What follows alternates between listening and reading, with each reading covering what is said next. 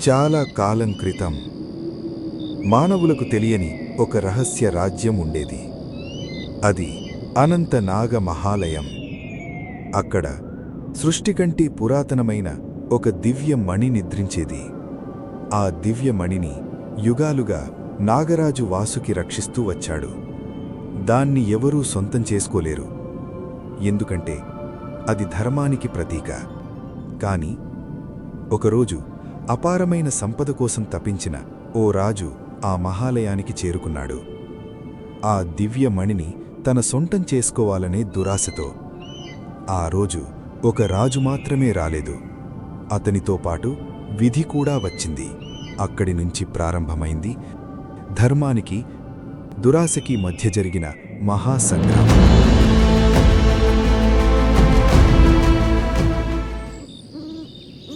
ఓ రాజా విక్రమ, ఈ విశ్వంలో ఎన్నో నిధులు ఉన్నాయి.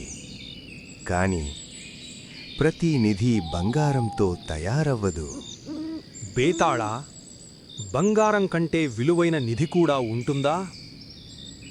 ఓ రాజా విక్రమ, బంగారాన్ని రాజులు వెతుకుతారు, ధర్మాన్ని దేవతలు వెతుకుతారు. ఎన్నో శతాబ్దాల క్రితం ఒక మహాచక్రవర్తి ప్రపంచంలోనే అత్యంత విలువైన నిధిని వెతకాలని నిర్ణయించుకున్నాడు.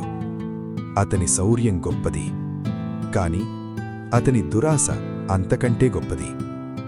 ఈ భూమిపై నాకు చెందని నిధి ఒక్కటి కూడా ఉండకూడదు.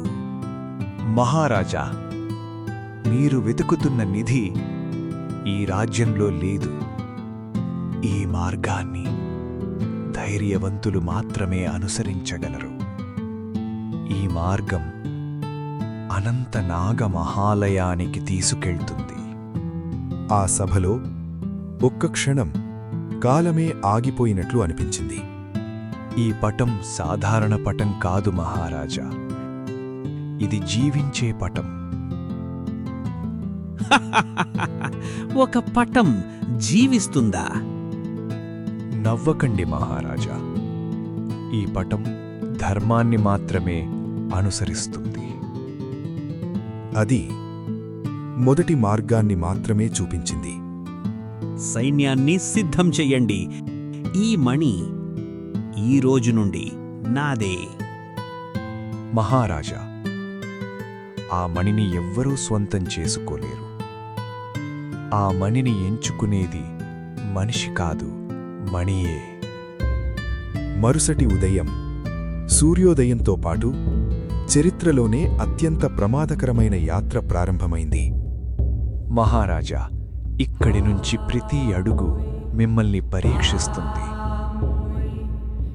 ఆ అడవి జీవించి ఉన్నట్లు అనిపించింది. వారికి తెలియదు, ఆకాశం నుంచే ఒక దివ్య రక్షకుడు వారిని గమనిస్తున్నాడని.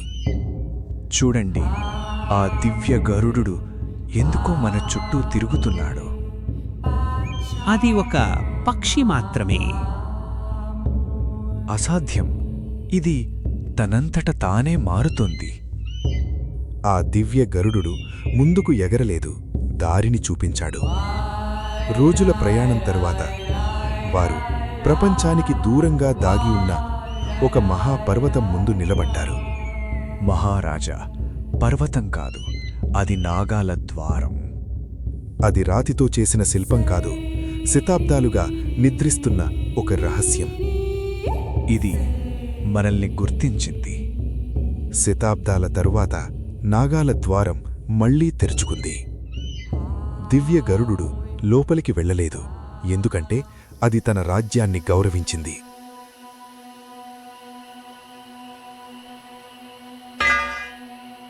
వారు వచ్చారు. ముందుగా ఆయుధమే మేల్కొంది. తరువాత రక్షకుడు కదిలాడు. అతను యోధుడు మాత్రమే కాదు, ధర్మరక్షకుడు. 7 నాగశిరస్సులు, ఒకే సంకల్పం, రక్షణ.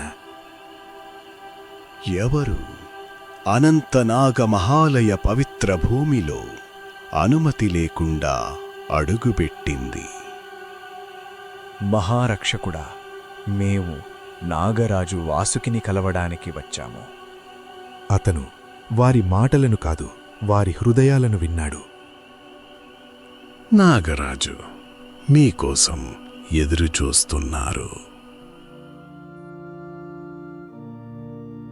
అది ఒక ఆలయం కాదు, ఒక దివ్య రాజ్యం.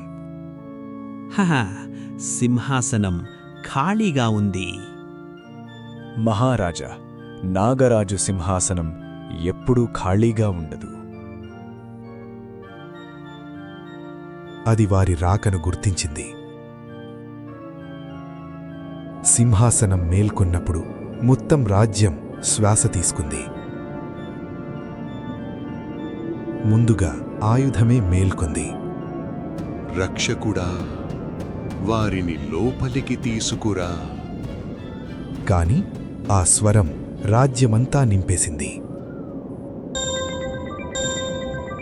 ఒక్కొక్కటిగా త్రిశూలంలోని దివ్యరత్నాలు మేల్కొనసాగాయి.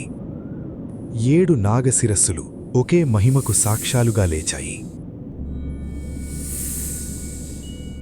అతను నడవలేదు, భూమి ఆయనకు మార్గమిచ్చింది. అనంత నాగమహాలయానికి స్వాగతం మానవులారా. నాగరాజా, నేను దివ్య మణి కోసం వచ్చాను. దివ్యమణిని వెతుకుతూ వచ్చినవారు చాలామంది, కాని దానిని స్వంతం చేసుకున్నవాడు ఇప్పటివరకు ఎవ్వరూ లేరు. ఎందుకంటే దివ్యమణి ఎవరికీ చెందదు, అది ధర్మానికే చెందుతుంది.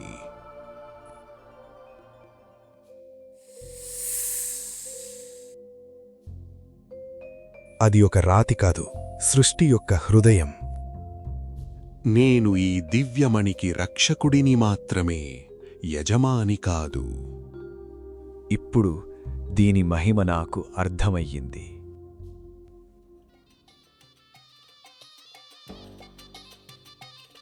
ఇది ఇక నాదే. ధర్మం లేని హృదయాన్ని దివ్యమణి అంగీకరించలేదు. మహారాజా, దాన్ని బలంతో కాదు, ధర్మంతో మాత్రమే చేరుకోవాలి.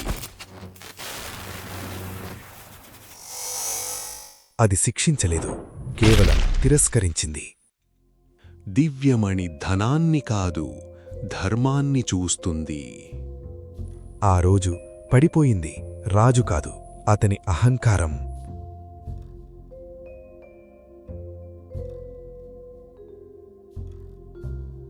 నేను నిధిని వెతికాను, కాని నన్ను నేనే కోల్పోయాను. హృదయం మారినప్పుడు దివ్యమణి స్పందించింది. ధర్మం ఇప్పుడు సంపదను అనుసరించదు, సంపదే ధర్మాన్ని అనుసరిస్తుంది.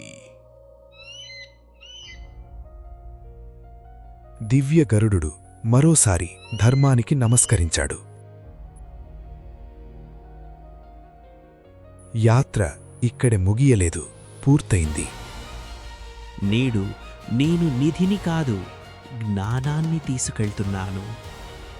కథ ముగిసింది, కాని ప్రశ్న ఇప్పుడు మొదలవుతోంది. ఓ రాజా విక్రమ, చెప్పు, నాగరాజు వాసుకి ఆ దివ్యమణికి యజమాని కాదు, అయినా దానిని ఎందుకు రక్షించాడు? మరి ఆ దురాశపరుడైన రాజును దివ్యమణి ఎందుకు శిక్షించలేదు? రాజు కొన్ని క్షణాలు లోతుగా ఆలోచించాడు. బేతాళ, దివ్యమణి ధర్మానికి ప్రతీక.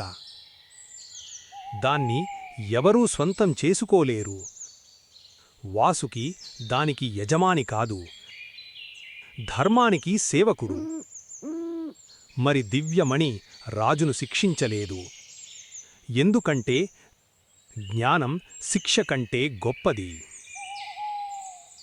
ఓ రాజా విక్రమ, మరోసారి నువ్వు సరైన సమాధానం చెప్పావు.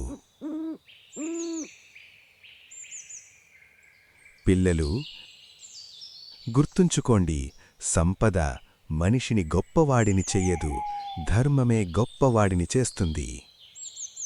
ఒక కథ ముగిసింది. మరో కథ ప్రారంభం కానుంది.